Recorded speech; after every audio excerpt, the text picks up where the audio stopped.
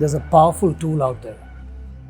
Some use it for entertainment, some use it for education, some use it for self-expression. And like with everything that is powerful, some of us overuse it, misuse it, abuse it. It is what each one of us makes of it, but if we all work together, we can make this powerful tool even better. Are you wondering what I'm talking about?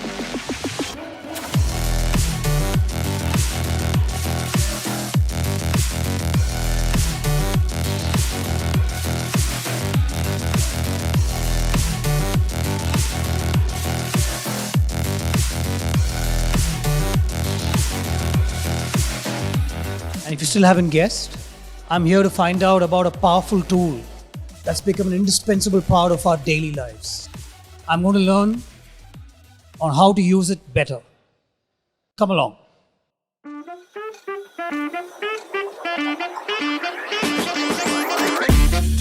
Bangya sir. Hey, can I ask you a few questions? No, come. No, I want your opinion also. Am I disturbing you? Sir, big fan of yours. Thank you. Peslama. So I'm here to ask you a question. What is that one piece of advice that you give to internet users to make the online world better, safer, kinder place? I'm sorry, can you repeat the question? Kinder, safer and better place. No idea. Yeah. Okay, you know what? Give me a couple of seconds. We'll start with you. Just spread awareness basically. We have to avoid oversharing. Don't befriend strangers. Treat everyone with compassion and be nice. If I was to meet someone in person, what would I say? That should be in my mind while I'm posting content online. Everyone should post only positive things. I met my girlfriend over internet. So yeah, just spread love. நான் அப்படியே ஆப்போசிட்டா சொல்லுவேன் sir. Don't trust anyone, verify and then act. Probably just shut it down. Nobody is forcing you to comment or on anything. And I mean, commenting trash about other people is not nice. I mean, you shouldn't be putting down people who've done their best to try and put out content. If you have criticism, give it in the form of constructive criticism. There's no need for hate comments or fan wars or anything like that. Don't demotivate. So, just live and let live. It's as simple as that. Live and let live. Not abusing people. Make our children, show value for compassion, empathy. I don't think you should be posting anything or sharing anything when you're emotional or in a bad mood. Disagreeing with someone is fine, but disrespecting them is not. It's just spoiling the mental health of the other person. Everything comes out of our body is stinky, be it spit, be it our sweat. The only thing that we can do is actually speak sweet. It's not good to exaggerate things just for the sake of fame or the likes or the attention that they get in social media. Hey, this is my dog. Hey, that's my family. I know it's cute and all. It is cute. Of course, I do enjoy a lot of dog videos, but it's just getting too much. It's just too much. No, nothing to worry. Sure. Nothing to worry.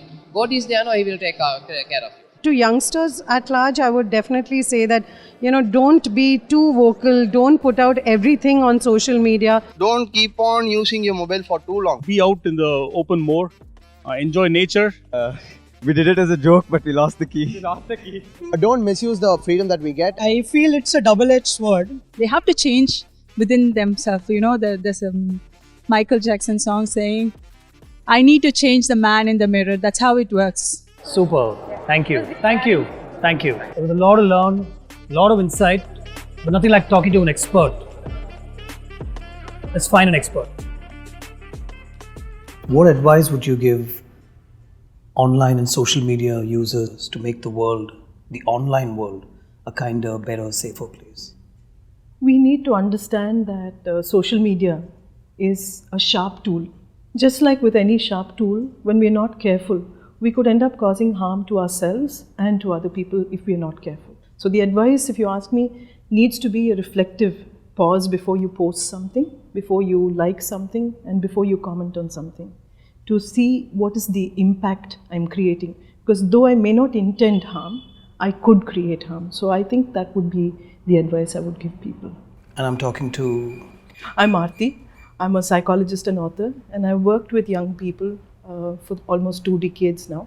And I work with mental health of people, especially young people. But have you generally been trolled for your work? Very much. almost on an everyday basis. That's also because of my appearance, because I don't fit the traditional standards for what somebody would want a person to look like. So I do get trolled quite often. There's a lot of that in the area that I work in, being a filmmaker. Moments from our films or some dialogue or something is like put out there in a big way. I don't get affected by this, but then I want to ask you, what is the mentality of somebody who sits and puts something out in a big way like that? Now, I don't want to ask you, should we talk about how to stop somebody from doing that, because I don't know if that's going to happen, but what are these people is what I thought I'll ask you. With trolling, there are two aspects we may need to consider. One is the paid trolls who have an agenda. So I'm not talking about them because that's a completely different area. But when we talk about the behavioral angle of a troll is somebody who usually does not have facts to base anything upon. It's always a subjective opinion which cannot be proven otherwise. And it changes from moment to moment. Today they may be taken up by one topic, one hashtag, tomorrow something else. So what happens is, inherently, this is a person who is unaware of his or her inferiority, and they start putting out information. Now, this information is purely subjective and meant to shame, meant to ostracize and make you feel less than who you are. And therefore, like you said, should we engage with them? I usually don't. I read one or two of them, but I realize that, this is not a person worth engaging with. A person who genuinely reviews, for that matter, if you really look at them, they may have specific points which they resonated with, for which they give positive reviews. And if they didn't resonate with something, they leave something that's either neutral or slightly negative. But they're still open to a clarification. A troll, on the other hand, every time you try to clarify, every time you try to explain, they will get personal, like you mentioned. And the name calling will go to a point where they'll bring in the family, use very abusive language, and they think it's very cool. These trolls also tend to shape the behavior of a lot of younger people, because they think with the anonymity that social media gives me, I can have a fake profile, a million fake profiles. I can keep doing this and shaming other people while feeling better about myself. But over a period, they don't realize that they can't, people start blocking them or restricting them. And then this makes them more and more desperate, and they end up hurting more. So we may need to understand that trolling is more a mental health issue. Unfortunately, many of these trolls may come from cultures or family systems which were very shaming themselves, like, name calling in the house and scapegoating the child, saying, I wish you were not born, and things like that. So when the person has no reference point for some kindness or compassion, for that matter, they do tend to resort to this kind of aggressive behavior. The other aspect is entitlement, where I believe that I'm somehow more intelligent or more knowledgeable, and I can shame anybody because I believe these things. So it can come from both places. But your driving force for any behavior comes from how content and connected you are to yourself, and many trolls are not. In that sense, how does one handle it? The first is to understand that you can't change the troll. You can change your response towards it. So I usually use the 3 R's. The first is you reduce the time that you use online, because up scrolling through all the comments, trying to engage with everybody who's left a comment on your handle, it doesn't make sense. The second is you can restrict people who are deliberately causing harm to you in terms of their comments or what they post. So you can block them or you can unfriend them, those kind of options. And the third is when the threat is very big, the person actually warns you or issues a threat, then you start reporting them. So the 3 R's of reducing, restricting, and reporting will work very well with trolling. So much of work that you've done, being a psychologist, you want to just keep it to broadly under that one term, right? But you also mentioned that you work closely with children who are addicted to the social media. How do you deal with that? How do you handle something like that? So when we talk about anything that's addiction, it disconnects me from a reality and it keeps me in its own world. So when we talk about addiction, there are stages and we need to understand how it starts. The first stage in any kind of addiction is an experimentation. I get into this and I'm wondering what this whole thing is. So when children or adults, for that matter, get into social media, they're experimenting, and slowly there is a mood modification. What technically happens is I get so excited by whatever distracting material there is. Chemically, dopamine is secreted in the brain, and this makes me feel better. So which is also why a lot of people who may have anxiety or may not be able to deal with a crisis go on to social media, because it's distracting and creates that temporary mood modification. This slowly moves to the next stage, where I'm preoccupied constantly if I'm not on social media, wondering what will be there, has somebody liked my post, kind of thing. Then there comes the tolerance, where even increasing usage is not sufficient for me. So I don't realize that I'm using more and more of social media, but I develop this tolerance for it. This is when it starts becoming a problem, because I start developing withdrawal symptoms if I'm not on social media. So I actually feel more anxious, more depressed, more aggressive towards my parent if I'm a child, things like that. This leads to the next stage, which is a little complicated. It becomes conflicts in relationships. So because I'm not able to connect with people off social media, I've disconnected myself from my normal relationships, and I'm stuck in a world which is not real. So this conflict creates a lot of unrest within me, and that leads to the next stage, which is the relapse. So this is like a cyclical set of stages that anyone who's addicted to social media goes through. So when they come to us as therapists, the first thing is the parent will try and pass the buck to us, say, if, make them all right, he's doing this, he's doing that. We need to realize that for any addiction to be broken, there has to be a solid foundation of a good relationship, because in the absence of a relationship, addictions don't change.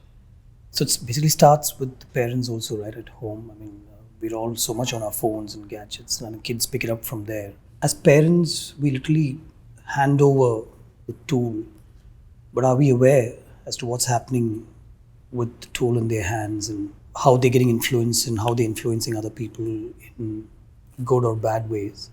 As parents, are we aware of what is happening? Since your question is specifically from the parenting angle, I'd like to mention 3 specific areas.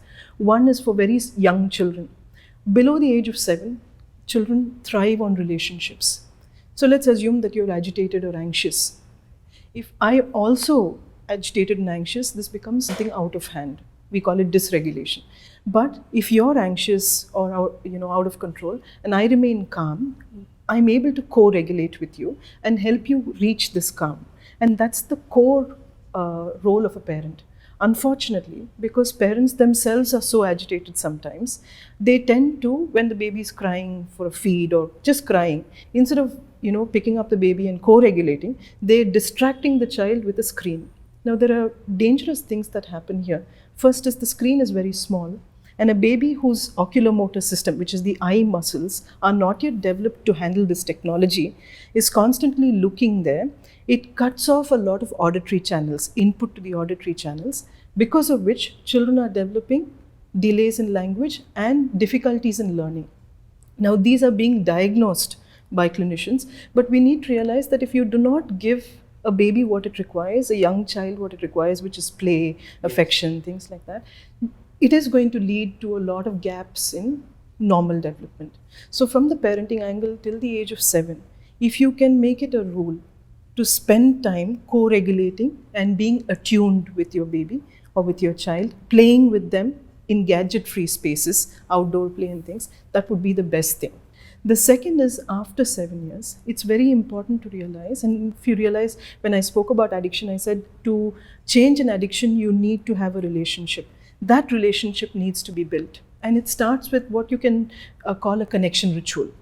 When a ritual is done, something done every day, it builds over a period of time. And this has to be at least 15 minutes of gadget-free time. And this must be something that you and your child enjoy doing all the time. So, for example, you could bake together, you could go out for a walk, play a game, things like that. And these have to be without technology. So when you actually bond, this becomes the safe space within which you can build relationship. So later on, when it goes to the teen years and children may be actually on social media, they could be bullied, they could be shamed, they could be going through experiences that they're not able to deal with because the peer pressure is high or something like that. This connection ritual that you've built is what will help you understand what they're going through, and maybe you can be that supportive presence till they find how to solve the problem. See, because as a parent, my role is not to run and rush and, solve my child's problems. I need to be that supportive presence till they find their own resources and skills to develop the resilience that they require in situations. So when you ask me what is the parental role, one is to deny gadgets and build a relationship. Second, when you are using gadgets, make it an optimal time and know what your child is using. Be aware of what apps they're using, what games they're going into, what kind of avatars they've created, and keep looking for signs where you may feel that, they're going too inward, they're closing the room and not coming out, they're using some kind of, the social media as a distraction. Become aware of behavior changes. And when help needs to be sought, make sure that you meet a professional as early as possible. Don't delay these things till, it's become such a huge, complicated addiction which cannot be changed. So from the parenting role, that's where I would probably suggest few changes. Social media is indispensable. There's so much you can do with it. And even with all the other apps, there's so much of good that we try and do, and it helps us also. So it is very positive in that sense. I just want you to elaborate on that and sort of probably agree with me on that. And also tell me how much is too much. When you say how much is too much, it's not the number of hours that we are worried about as professionals, but the way in which I use it and for what I use it. So if I'm using it to distract myself from something I'm uncomfortable about, let's assume I have anxiety and I don't want to deal with the anxiety, so I go onto social media and keep watching funny videos or looking for information, then that's unhealthy.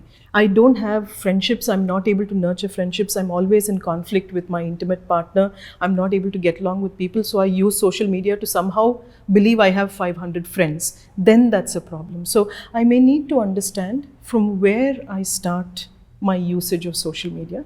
Is it only usage? Or am I preoccupied? Am I having withdrawal symptoms, or am I full-blown addicted? So when I understand this, the range of behavior within this, it becomes easier for me to, make changes in my behavior. I started off by saying it's never too late to learn, and I'm so happy that I've spoken to you, and it's never too late to learn, I guess. Thank you so much. Thank you. Lots of insight and some advice. It's up to us to make the best of it, to use it to make the online world a safer, better and kinder place. You can also be a good citizen by being a good netizen. Issued in public interest by the Murugappa Group, one of India's most admired business groups.